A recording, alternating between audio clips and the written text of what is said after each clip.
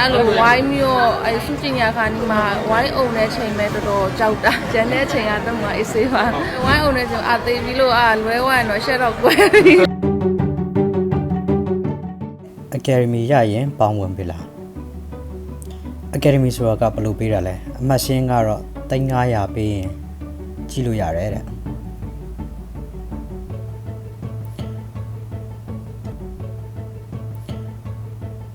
ပေါင်းဝင်တန်းဝင်ဖြစ်တဲ့ထိတ်တန်းမင်းသားမင်းသမီးဆိုတာဘယ်သူတွေလဲ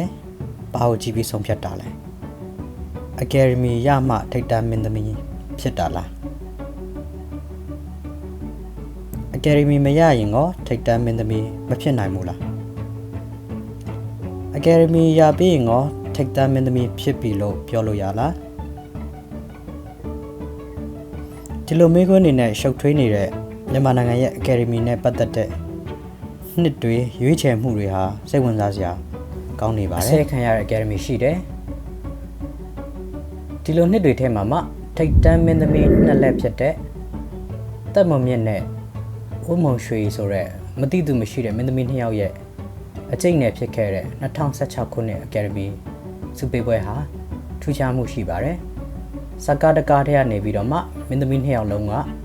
ဇက်ဆောင်စုအနေနဲ့စကားတင်ဝင်ပြီးတော့မှအကျိတ်နဲ့ဖြစ်ခဲ့တဲ့ Academy ပွဲစကားနာမည်ကချစ်လာစောတော်အမောင်အသက်6နှစ်လောက်ခွာတဲ့မင်းသမီးနှစ်ယောက်ရဲ့ဖြတ်သန်းမှုမှာအမတ်တရအများကြီးရှိခဲ့တဲ့စကားဒီစကားရဲ့ရက်ကွန်းနောက်ွယ်ပြီးတော့မှတခြားပြင်ပစိတ်ဝင်စားစရာတွေနဲ့ဒီစကားရဲ့ဖန်တီးရှင်ဖြစ်တဲ့ Drider Wine သူတို့တွေရဲ့ဆက်ဆက်မှုတွေကလည်းစိတ်ဝင်စားစရာကောင်းတယ်ဒီဇက်ကိုရေးထားတဲ့သူကလည်းစာရေးဆရာမပုံညာခင်ဖြစ်တယ်ဆိုတော့ဒီလိုမင်းသမီးနှစ်လက်ရဲ့ထိတ်တန်းမင်းသမီးပီပီသားသားရှိရလို့ပြောလို့ရတယ်မင်းသမီးနှစ်လက်2013ခုနှစ် Academy စပေးပွဲမှာလည်းနှစ်ယောက်လုံးကစံခါတင်ဝင်ခဲ့ပြီးတော့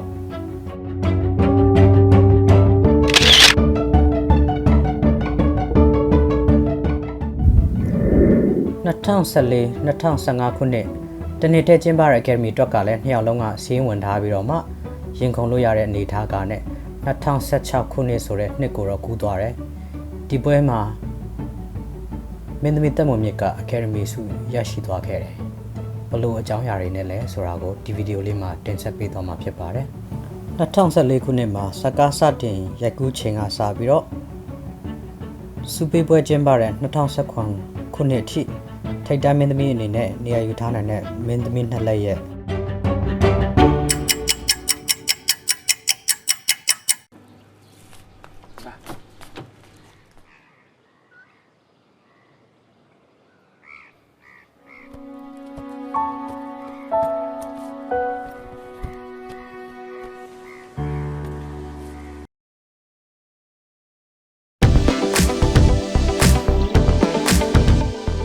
Academy ပြပွဲတွေထဲကတစ်ခု2016ခုနှစ်အတွက်အကောင်းဆုံးမြို့သမီးဇက်ဆောင်စုအဲ့ဒီနှစ်မှာ Digital Kid ရုပ်ရှင်လောကမှာမတိသူမရှိတဲ့မင်းသမီးဝတ်မုံရွှေနဲ့မင်းသမီးတက်မွန်မြင့်နှစ်ယောက်လုံးကစူပါမင်းသမီးတွေဖြစ်တယ်သူတို့နှစ်ယောက်အကျိတ်နဲ့ဖြစ်ခဲ့တဲ့ Academy ပြပွဲဖြစ်ပါတယ်ကြော်ညာမှာအောင်မြင်တာချင်းနဲ့တူတယ်ခစ်မတူပေမဲ့လည်းအဆိုကျော်ဆန်းခန်းလိုက်နဲ့လည်းအောင်မြင်မှုဖြတ်သန်းမှုတွေရှိတယ်။နောက်ပြီး NATO ပြည်တီယူရိုနဲ့လည်းတွဲဖက်နေတဲ့သူတွေလည်းဟုတ်တယ်။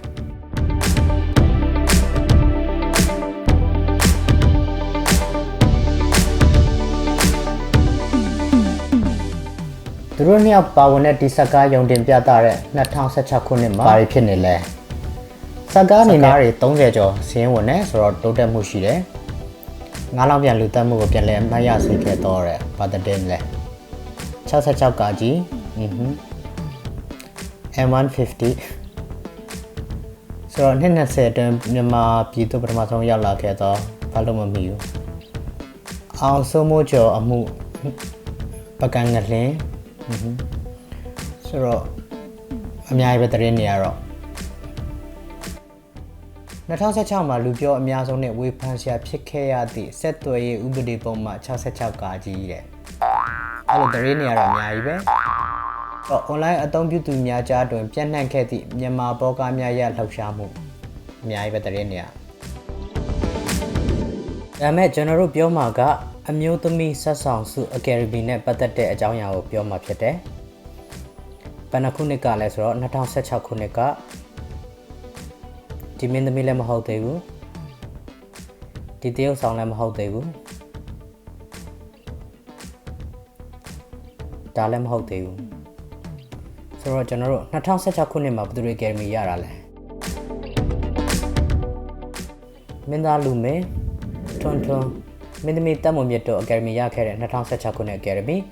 အဲ့ဒီနှစ်ရဲ့စရင်ဝင်ဇာတ်ကားတွေက33ကားလို့တွေ့ရတယ်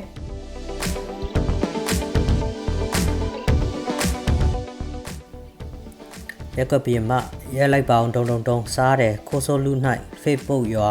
မယုံရင်တော့ပုံပြင်ပေါ်နှင်းစီပန်သူအေဒီရဲ့နတ်သမီးလူရတနာတိုက်ချက်လာစော်တော်မော်ကြောက်စာဒေါက်တာ Professor ဒေါက်တာစိတ်ဖွားနဲ့မြန်ရစာဆိုပြီးတော့ရှိတယ်အဲ့ဒီဇာတ်ကားတွေအားလုံးထဲမှာမင်းသမီးတွေနေနဲ့ဆိုရင်ရွှေမုံရဒီက9ကားတိတိပါဝင်ပြီးတော့ခိုင်သိန်းကြီးတက်မွန်မြတ်နဲ့အေးမြတ်သူတို့က4ကားစီပါဝင်တယ်ဆိုပြီးတော့မှတွေ့ရပါတယ်ဒီတော့အမျိုးသမီးဆက်ဆောင်စုအကယ်ဒမီအတွက်ဘယ်သူတွေကို comment ထားကြတယ်လဲဘယ်သူတွေကရင်ခုန်ခွင့်ရှိနေလဲ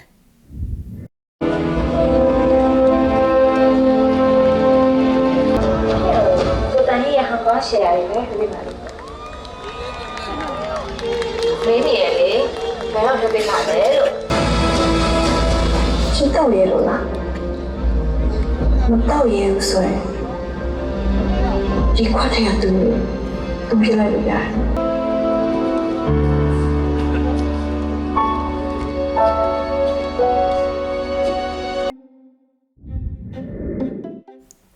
ဝတ္ထုရေးတဲ့သူကဘုံညခင်ဒီဝတ္ထုနဲ့စကားတင်စင်းဝင်တဲ့သူက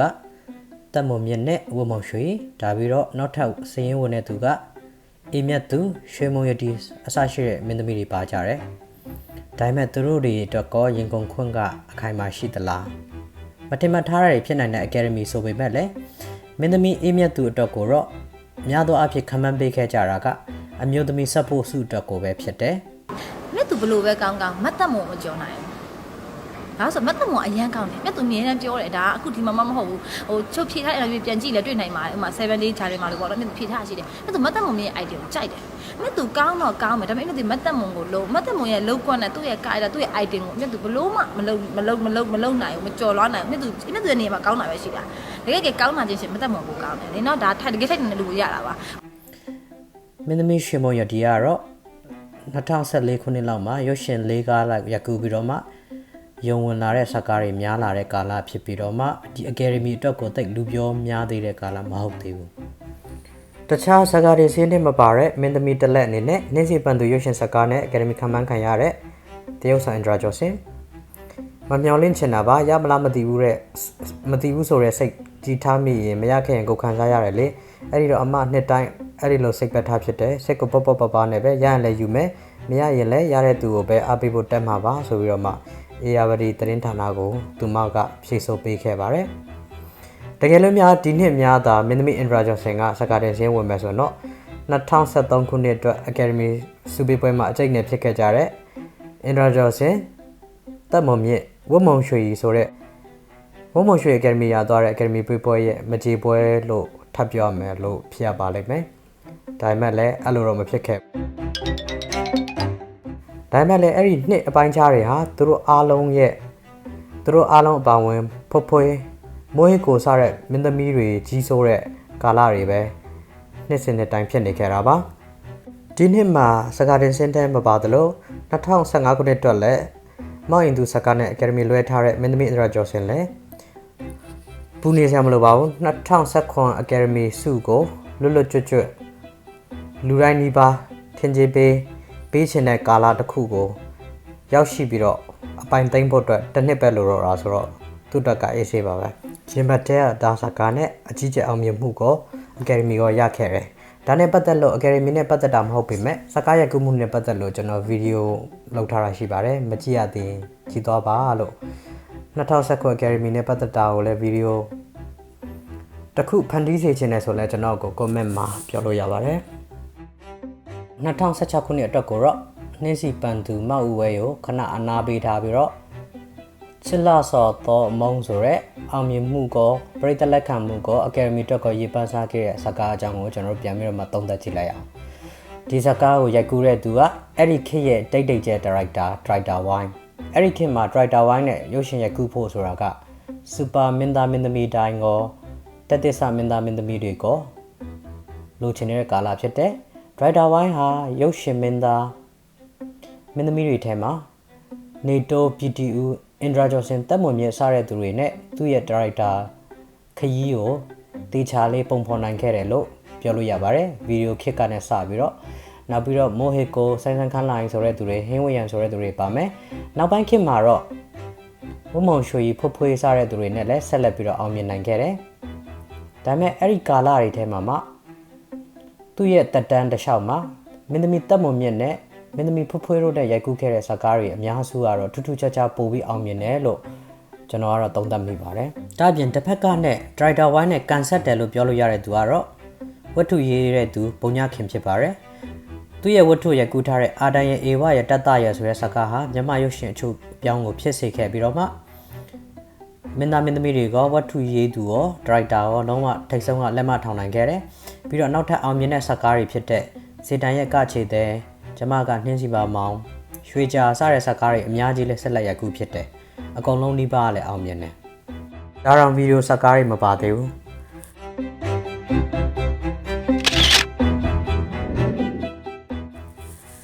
ဒီလိုတိတ်တိတ်ကျဲအောင်မြင်တဲ့ဒရိုက်တာဝိုင်းဟာဝတ္ထုရေးတဲ့သူပုံညခင်ရဲ့နောက်ထပ်ဝတ္ထုတစ်ခုဖြစ်တဲ့ချစ်လာစော်သောအမုံဆိုတဲ့ဝတ္ထုကိုလည်း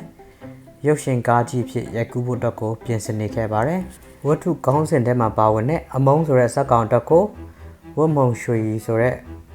စူပါမင်းသမီးကိုရွေးချယ်ထားပြီးတော့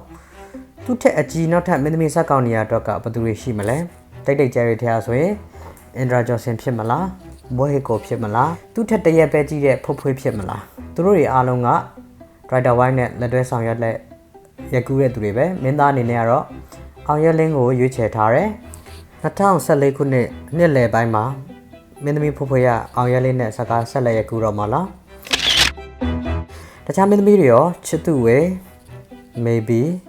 ဒရိုက်တာဝိုင်းနဲ့ရက်ကူးမှုရှိဘူးထားတယ်ဆိုဗီယက်နန္ဒာ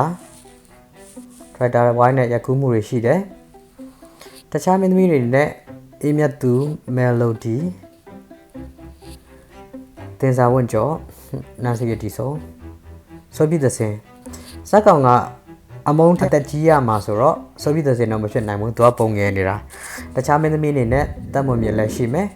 ဒါပေမဲ့တေချာစဉ်းစားကြည့်လိုက်ရင်အဲ့ဒီခေတ်ရဲ့ရုပ်ရှင်စေးကွက်ရအင်ဒရာဂျော်စင်တက်မွန်မြင့်မိုဟီကိုဖွဖွေးဆိုတဲ့သူတွေကသာမင်းသမီးဇက်တွေအသားပေးဇက်တွေအတွက်စိတ်ချလို့ရတဲ့အနေအထားဖြစ်နေခဲ့တာပါအဲ့ဒီ၄ယောက်ထဲမှာမှဒရိုက်တာဝိုင်းကရုပ်ရှင်တွေဆက်လက်မရိုက်ကူးတော့ဘူးလို့ပြောထားတဲ့သူကတော့မင်းသမီးတက်မွန်မြင့်ပဲဖြစ်ပါတယ်ဘာလို့လဲဒီလိုဒီကောက်စပြီးလက်ခံတာတော့ဖွေးစိတ်ရှင်းရှင်းနဲ့ပဲလက်ခံခဲ့ရပါကျန်တာတွေတော့ဖွေးဘာမှမတွေးထားပါဘူးဖွေးနာမည်မရှိခင်တည်းကနေပြီးတော့ကိုဝိုင်းကဟိုလက်ပံကားနဲ့ဖွေးပွဲထုတ်ခဲ့ရပါတော့အဲ့အတွက်ကိုဝိုင်းဟိုယုံကြည်ရဲ့စိတ်ကောပြီးတော့ကျဟိုကိုဝိုင်းသိဆိုသိရှင်းဆိုရှင်းပေါ့အာဒန်ရဲ့အေဝရဲ့တတ်တရဲ့ဆိုတဲ့ရုပ်ရှင်ဇာတ်ကားနဲ့မင်းသမီးတက်မွန်မြင့်မင်းသားပြည်တီဦးထုတ်လုပ်သူဆန်းဆန်းခန်းလိုက်ခင်စန္ဒာမြင့်တို့အကယ်ဒမီရရှိကြတဲ့ကာလမှာဒရိုက်တာဝိုင်းကတော့အကယ်ဒမီမရခဲ့ပါဘူးအဲ့လိုနဲ့နောက်ဆက်တွဲတိတ်မကြခင်ကာလမှာပဲကျမကနှင်းစီပါမောင်းဆိုတဲ့ဇာတ်ကားကိုပုံညခင်ရဲ့ဝတ္ထုပဲမင်းသားနေတိုးမင်းသမီးတက်မွန်မြင့်တို့နဲ့ဆက်လက်ရိုက်ကူးဖို့အတွက်ကိုဒရိုက်တာဝိုင်းကစီစဉ်ထားရကနဲ့ဆန်ညွန်းကိစ္စအစင်မပြေဖြစ်ရာကနဲ့ဒရိုက်တာဝိုင်းဘက်ကနဲ့တက်မွန်မြင့်နဲ့ဇာတ်ကားမရိုက်တော့ဘူးဆိုပြီးတော့မှဇာနယ်စနစ်ကတဆင့်ကြီးညာပေးခဲ့ပါတယ်ဒီဇာတ်ကားအတွက်တခြားခန်းလန်းနယ်လို့သတင်းထွက်တဲ့မင်းသမီးတွေအနေနဲ့အဲ့ဒီကာလမှာရုပ်ရှင်သုံးကားမရိုက်ပဲနဲ့ပြည်ဦးလွန်ကိုပါရမီပြည့်ပက်အနေနဲ့ခင်မွန်းပြသူပြည်တီဦးရဲ့ရုပ်ရှင်ရက်ကွန်းနောက်ကိုလိုက်ပေးခဲ့တဲ့အင်ဒရာဂျော်စင်ကလည်းပါဝင်တယ်လို့သတင်းထွက်ပါတယ်မင်းသမီးနှစ်လက်အပြိုင်အနေထားမျိုးဆက်မျိုးရိုက်မှဆိုရင်အိမ်ထောင်မကြခင်အရင်ကအခြေအနေမျိုးဆိုရင်ရိုက်ပါတယ်တဲ့ခုလိုအနေထားမှာတော့မရိုက်ဘူးဆိုပြီးတော့မှကလေးကြောင့်လည်းပါတယ်ဆိုပြီးတော့မှအင်ဒရာဂျော်စင်ကတော့ညင်ပယ်ခဲ့ပါတယ်ကျမချစ်တော်ဆိုရက် ဓာတ်ပုံစာအုပ်ကိုထုတ်ဖို့အတွက်ကိုအလုပ်ရှုပ်နေတဲ့မင်းသမီးမိုဟစ်ကိုကလည်းအဲ့ဒီကာလမှာဗီဒီယိုသားမကရုပ်ရှင်ကားတချို့ကိုဗာမရိုက်ပဲနဲ့လက်လွတ်ပေးခဲ့တယ်ဆိုပြီးတော့စာနယ်ဇင်းသတင်းတွေမှာဖတ်ရှိရပါတယ်ဆိုတော့မိုဟစ်ကိုလည်းကလန်ခံရသလားတော့အတိအကျမပြောနိုင်ပေမဲ့သူ့ရဲ့ရဲ့အနေထားတွေနဲ့ကတော့ကလန်ခံရအောင်မရိုက်ဘူးဖြစ်ဖို့အတွက်တေချာတဲ့လောက်ရှိတယ်ဒီလိုကာလမှာပဲ2011 2012ကာလတွေမှာဒရိုက်တာပိုင်းရိုက်ကူးထားတဲ့ Maya Project နင်းစေရင်နှလုံးသားဖြင့်ပြုလုပ်သည်ဆိုတဲ့ရုပ်ရှင်ဇာတ်ကားကြီးတွေကယုံတင်ဖို့အတွက်ကိုတားဆူနေပါတယ်စေတန်ရဲ့ကချိတ်တယ်ဆိုတဲ့ပုံညခင်ရဲ့ဝတ္ထုကိုရိုက်ကူးထားတာလည်းပါတယ်ကာရိုနီပါအောင်မြင်မှုအတိုင်းအတာတစ်ခုထိရရှိခဲ့တယ်အဲ့ဒီထဲမှာမှထူးထူးခြားခြားဇာတ်ကားတစ်ခုဆိုရင်ဘာဖြစ်မလဲစင်ကာပူနိုင်ငံနဲ့မြန်မာနိုင်ငံမှာတပြိုင်တည်းယုံတင်ပြသမဲ့စေတန်ရဲ့ကကြည်တဲ့ရုပ်ရှင်ဇာတ်ကားအထူးပြပွဲကိုရန်ကုန်မြို့မှာပြသခဲ့ပါတယ်စီတန်ရဲ့ကကြည်တဲ့ရုပ်ရှင်ဇာတ်ကားကိုစင်ကာပူနိုင်ငံ MSCT ကုမ္ပဏီရဲ့ကမ်းလှမ်းချက်နဲ့စင်ကာပူနဲ့မြန်မာနိုင်ငံအတွင်းအဆင့်မြင့်ရုပ်ရှင်ရုံတွေမှာတပြိုင်တည်းယုံတင်ပြသသွားမှာပါအခုလိုပြည်ပနဲ့ပြည်တွင်းတပြိုင်တည်းယုံတင်ပြသတာဟာပထမဦးဆုံးကြိမ်လည်းဖြစ်ပါတယ် DCB ကိတ်မှာကြာမှာသာတယ်နိုင်ငံတကာနဲ့တပြိုင်တည်းပြလို့ရတဲ့အနေအထားမျိုးပေါ့နော် quality ပိုင်းရတယ်နိုင်ငံသားကိုသွားပြဖို့သိပြတတ်တယ် quality မျိုးစားလည်းဖြစ်တယ်ဟိုရင်တော့ဆိုလို့ရှိရင်ကိုယ့်ရဲ့ဇာတ်ကားတွေကိုနိုင်ငံသားမှာခြေချနေထိုင်တဲ့တွားရောက်ပြီးတော့ပြသဖို့ဆိုတာကျွန်တော်တို့မရဲခဲ့ကြဘူး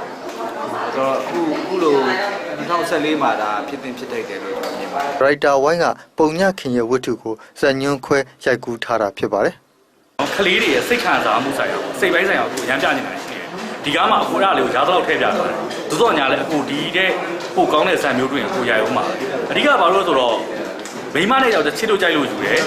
ပေါ့နော်ကိုယ့်ရဲ့တခဏသာစာနာလေးတစ်ခုအတွက်လူသားလေးတယောက်ကိုမွေးဖွားတယ်ဒါပေမဲ့အဲ့ဒီလူသားလေးကိုတစ်သက်လုံးဘလို့ stand ဖြစ်အောင်ဘာလို့မပြုစုကြတာလဲနေုံမှာပြသထားလို့2013ခုနှစ်အတွက် Academy စရင်းဝင်ပေမဲ့တနိုင်ငံလုံးမှာရှိတဲ့ရုံအများစုမှာပြသဖို့အတွက်ကိုတော့2014ခုနှစ်မှာသာပြသနိုင်ခဲ့ပြီးတော့မြန်မာပြည်ရုံတွေပြသနေစဉ်ချိန်တော်တို့မှာပဲတပြိုင်နက်တည်းစင်ကာပူနိုင်ငံမှာပါတောက်ရောက်ပြသနိုင်ခဲ့သည့်အောင်မြင်ခဲ့တဲ့ရုပ်ရှင်ဇာတ်ကားကတော့စီတန်ရဲ့ကချေတဲ့ဖြစ်ပါတယ်စင်ကာပူနိုင်ငံမှာတောက်ရောက်ပြီးတော့ဒီဇာတ်ကားအတွက်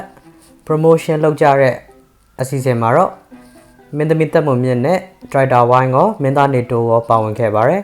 ဒီလိုနဲ့ဒီရုပ်ရှင်ဇာတ်ကားချင်းမှာမင်းသမီးနေရာအပြောင်းလဲတွေဖြစ်ခဲ့ပြီးတော့တက်မွန်မြင့်ကမိုးဆက်မေဖြစ်နဲ့ပါဝင်ဖို့အတွက်ကိုဖြစ်လာခဲ့ပြီးတော့ကတော့ပေးပွဲကျင်းပခဲ့ပြီးတော့မှ2014ခုနှစ်မှာရက်ကူးဖြစ်ခဲ့ပါတယ်မေလလောက်မှာဖြစ်မယ်အမုံဖြစ်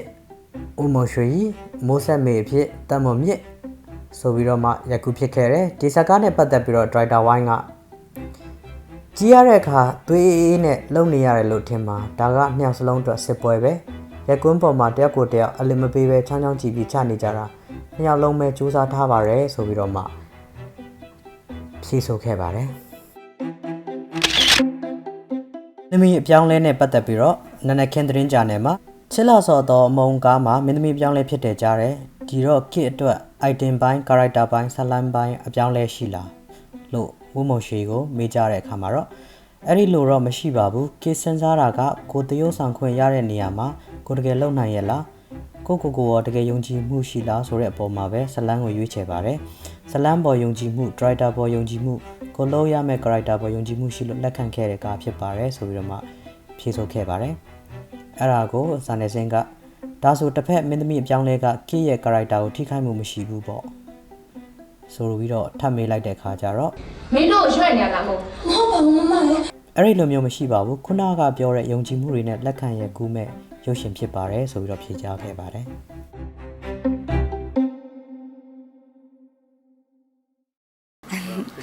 စိတ်လှုပ်ရှားမှုကတော့အမှန်တိုင်းပြောရမယ်ဆိုရင်တော့ကိုမျောတော့မမျောလင့်ရဲဘူးပေါ့နော်ဒါပေမဲ့ဟိုရတော့ရကျင်မိတာပေါ့ဘာဖြစ်လို့လဲဆိုတော့ကိုဒီဇာကားထဲမှာကိုတကယ်ကိုပင်ပန်းနဲ့စူးစမ်းပြီးရိုက်ခဲ့ရတဲ့ကားလေးပေါ့နော်အဲ့လိုမျိုး ကိုစူးစမ်းထားတာလေး